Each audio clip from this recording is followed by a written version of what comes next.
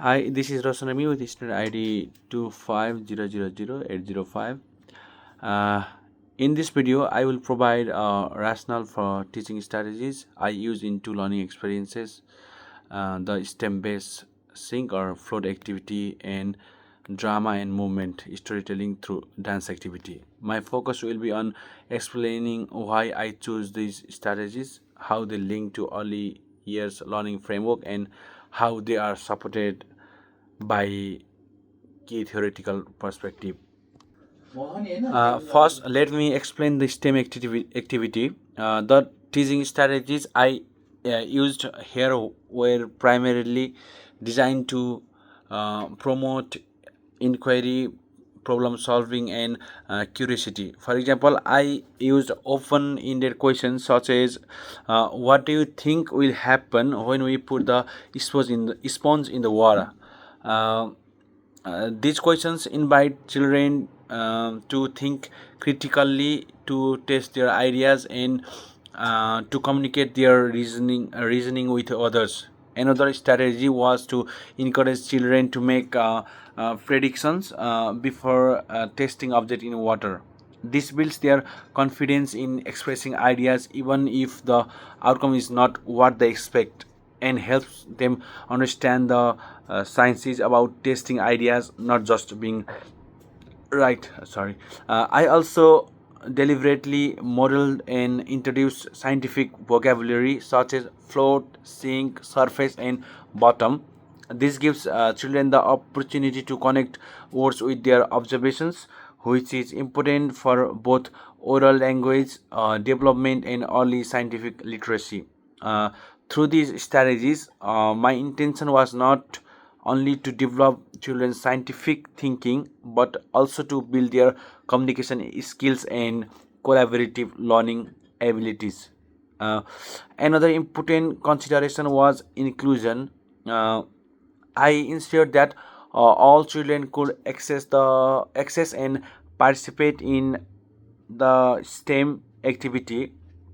For children with physical needs, the height of the water table could be adjusted to make it comfortable.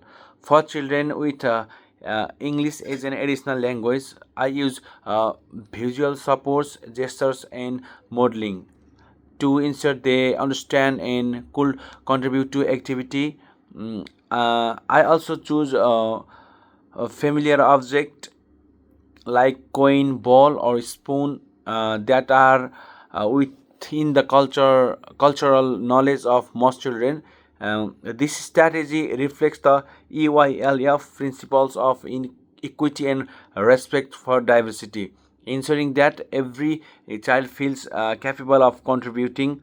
Now, moving to the second learning experiences, drama and movement through storytelling. Here, my strategies were aimed at promoting creativity, communication, and social learning. One key strategy was expressive reading of the story by using tone, gestures, and facial expressions. I captured the children's attention and helped them to follow storyline after the story. I encouraged children to retell it through movement and dance, using their bodies, gestures, and rhythm to represent characters and events. This strategy allows children to explore different ways of expressing meaning and ideas, which aligns EYLF outcome 5, being effective communicators.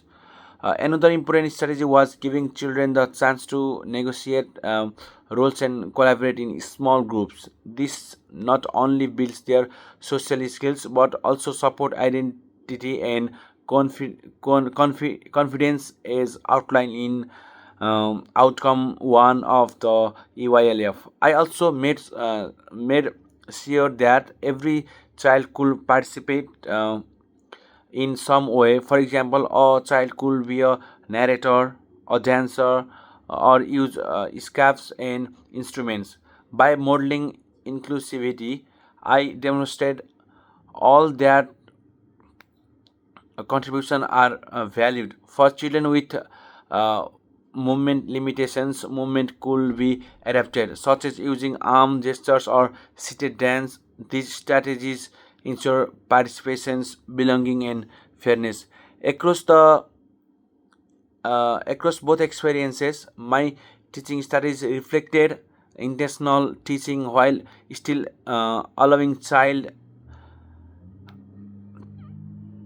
explorations in the STEM activity. My intentionality was in guiding inquiry and problem solving. In the uh, drama activity, intentionality focused on fostering creativity and cultural appreciations. At the same time, I left room for children to make their own choices, such as deciding what movements represented a character or predicting outcomes in science. This balance between teacher guidance and child agency is central to the effective early childhood practice. These are also grounded in theoretical uh, perspective.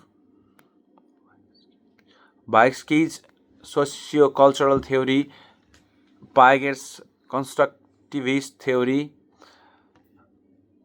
uh, Gardner's multiple intelligence theory, Borner's theory of symbolic representations, and Bronfenbrenner's ecological system theory. By combining these theories, I was intentional in designing experiences that are inclusive, collaborative, and connected to children's daily lives. Both experiences reflect the EYLF vision of children as capable and confident learners and communicators. By using intentional strategies grounded in theory and adapted for inclusivity, I aim to create meaningful learning opportunities that supports children holistic development. Thank you.